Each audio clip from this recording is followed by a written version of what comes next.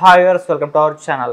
RGV గారి పైన case నమోదు అవ్వడం, ఆయనకు నోటీసులు అందడం ఇవన్నీ చూసాం. అయితే ఇవాళ ఆయన విచారణకు హాజరు కావాల్సిండగా విచారణ ఎగ్గొట్టేశారు. 4 రోజులు టైం కావాలని చెప్పేసి ఆయన కోరినట్టుగా తెలుస్తుంది. సో ఈ విచారణ ఎగ్గొట్టడం మరి ఎటువంటి పరిణామాలకు దారితీసే అవకాశం కనిపిస్తుంది. సో ఇప్పుడు ఇదే అంశం మేము డిస్కస్ చేయడానికి ప్రజెంట్ మనతో పాటు జగదేవ్ గారు సీనియర్ జర్నలిస్ట్ ఉన్నారు. వారిని అడిగి ఒకసారి తెలుసుకునే ప్రయత్నం చేద్దాం. సార్ నమస్కారం. నమస్తే సార్, ఆర్జీవి గారి పైన కేసు నమోదైంది, రేపో మాపో అరెస్ట్ అవుతారని చెప్పేసి ఒక ప్రచారం అయితే ఎంతో జరిగింది.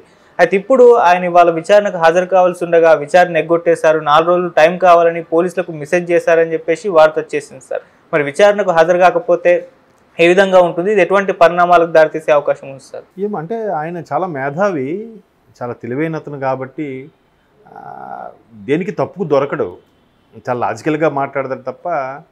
అయితే విచారణకి హాజరు కాలేదంటే మాత్రం పరిస్థితి ఇష్యూ ఉంటుంది. మేము పిలిచాము, రాలేదు, మర్యాదపూర్వకంగా అడిగాము, రాలేదు. హైకోర్టు ఆయన కోర్టుకు వెళ్ళాడు, కోర్టుకు వెళ్తే కోర్టు కొట్టేసింది, కుదరదు, దీంట్లో ఏముంది. మేము ఆఖరికి న్యాయమూర్తుల మీద కూడా విమర్శలు జరుగుతున్నాయి సోషల్ మీడియాలో కానీ కొంతమంది నాయకులు. సో దాన్ని పరిగణలోకి తీసుకొని మీకు మేము ఇలాగ ముందస్తు బెయిల్ లాంటివి ఏమి ఇవ్వలేము, మీరు ఖచ్చితంగా హాజరు కావాల్సిందే అన్నట్టుగా చెప్పింది. సో ఒకవేళ హాజరు కాకపోతే పరిస్థితి సీరియస్గా ఉంటుంది, ఎలాగైనా తీసుకొస్తారు. హాజరైతే ఖచ్చితంగా అన్ని ఎంక్వైరీ అడుగుతారు. అంటే ముందుకేస్తే నుయ్యి, వెనక్కి వస్తే గొయ్యి అన్నట్టుంది పరిస్థితి. హాజరైతే మీరు గత 2 ఏళ్లలో మీ ట్విట్టర్ ద్వారా కానీ లేదా మీరు ఎవరెవరు పురమాయించారు, ఎవరెవరికి ఎలా పెట్టారు, సోషల్ మీడియాలో కూడా ఏ విధంగా మాట్లాడారు, ఆ తర్వాత మీ బ్యాంక్ ఖాతాకి ఏ అకౌంట్ నుంచి డబ్బులు వచ్చాయి, ఎంతెంత లావాదేవీలు జరిగాయి, కేవలం పార్టీ మీద లేదా జగన్మోహన్ రెడ్డి గారి మీద అభిమానం కొద్దీ చేసిన కామెంట్సా, లేదా తెర వెనుక ఏదైనా ఆశించేసిన కామెంట్స్ అనే మీద లాగుతారు కదా.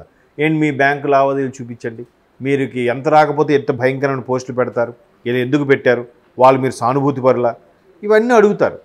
అడిగితే చెప్పాలి, లేదా బ్యాంక్ డీటెయిల్స్ లావాదేవీలన్నీ ఇవ్వాలి. లేదు నేను అనలేదని అంటే ట్విట్టర్లో అన్నీ తీపిస్తారు, లేదా సోషల్ మీడియాలో ఉన్న కామెంట్స్ వీడియోస్ అవన్నీ తీపిస్తారు.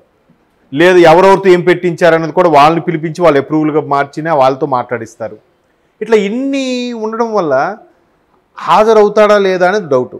ఒకవేళ హాజరవ్వకపోతే ఏంటి పరిస్థితి? ఖచ్చితంగా మళ్ళీ ఆయన ఇప్పుడు రాజీవ్ ఆయన పేరు భార్గవరెడ్డి, ఆ సజ్జల భార్గవరెడ్డి గారు కూడా అబ్స్కాండ్లో ఉన్నారని టాక్. తర్వాత ఆయన ఎవరు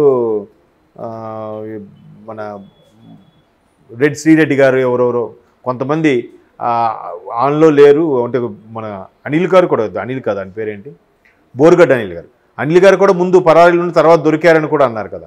సో ఇట్లా ఎవరెవరు ఏంటి ఎక్కడికి వెళ్ళారు వాళ్ళని మరి పరారీలో ఉన్న తర్వాత అయినా సమస్య తీవ్రం అవుతుంది కాబట్టి అరెస్ట్ వరకు దారి తీస్తుంది. అప్పుడైనా ఖచ్చితంగా చెప్పాల్సిందే. ఇంకొంతమంది ఏంటంటే అరెస్టులతోనే కాదు, ఖచ్చితంగా ట్రీట్మెంట్ ఉంటుంది వీళ్ళకి భయపెట్టేలాగా. వీళ్ళు ఏమనుకుంటున్నాయి, జస్ట్ అరెస్ట్ అయితే ఏముందిలే.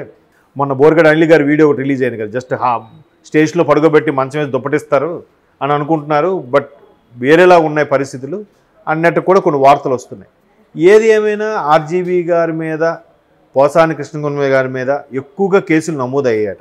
దగ్గర ఒక 50 ఎన్నో కేసులు నమోదయ్యాయి అంటున్నారు. వీటన్నిటి పరిస్థితి చూస్తే ఒక్కొక్కరు ఒక్కొక్క రీజన్ చెప్పారు. కూడా అందులో ఒక్కొక్కటి సిమిలర్గా రీజన్ చెప్పినా ఒక 10 మేజర్ రీజన్స్ అయితే ఉంటాయిగా. ఇలా మాట్లాడారు, ఇలా దుయ్యబట్టారు, ఇటువంటి పదజాలం వాడారు. సో వాళ్ళని ఇంకా అరెస్ట్కే ఎక్కువగా మొగ్గు చూపే అవకాశం ఉంది. పైగా సిన్సియర్గా వచ్చారనుకోండి, ఎంక్వైరీ చేసి పంపించేస్తారు. లేదు ఎక్కువ చేస్తే అరెస్ట్ చేసి తీసుకొచ్చి రిమాండ్లోకి తీసుకుంటారు. అప్పుడు కూడా పర్మిషన్ తీసుకుంటారు. ఇట్లా అప్పుడు నుంచి మీ గురించి మేము పర్మిషన్ తీసుకున్నాం, వాళ్ళు మాకు ఇంక దొరకలేదు, విచారణకు సహకరించలేదు కాబట్టి రిమాండ్లోకి ఇవ్వండి అని చెప్పి అడుగుతారు. అప్పుడు కోర్టు ఖచ్చితంగా ఇంకా ఆప్షన్ ఇది తప్పించుకు తిరుగుతున్నాడు కాబట్టి రిమాండ్లోకి తీసుకొని ఉంటుంది. మరి కొంతమంది వైసీపీ వాళ్ళే రామ్ గోపాల్ వర్మ గారిని కనీసం దొరకకుండా అబ్స్కాండ్లో ఉండండి కొద్ది రోజులు, అన్నీ సర్దుకుంటాయి అన్నట్టుగా సలహాలు ఇచ్చారు అని కూడా అంటున్నారు. అలాగే ఒకళ్ళు సలహాలు ఇస్తే ఫాలో అయ్యే మనిషి కాదు, అలాగని తనకేం తెలియని మనిషి కాదు. అన్ని కేసులు, అన్ని వ్యవహారాలు, అన్ని లావాదేవీలు అన్నీ ఆయనకు తెలుసు.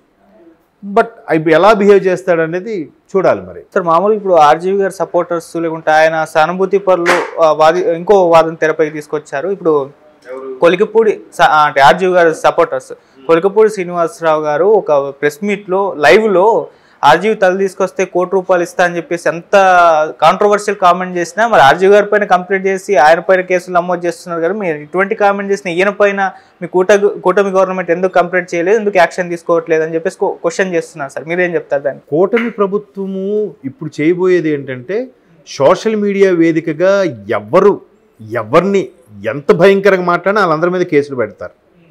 పర్టికులర్గా మా పార్టీ మీ పార్టీ అని చెప్పట్లే.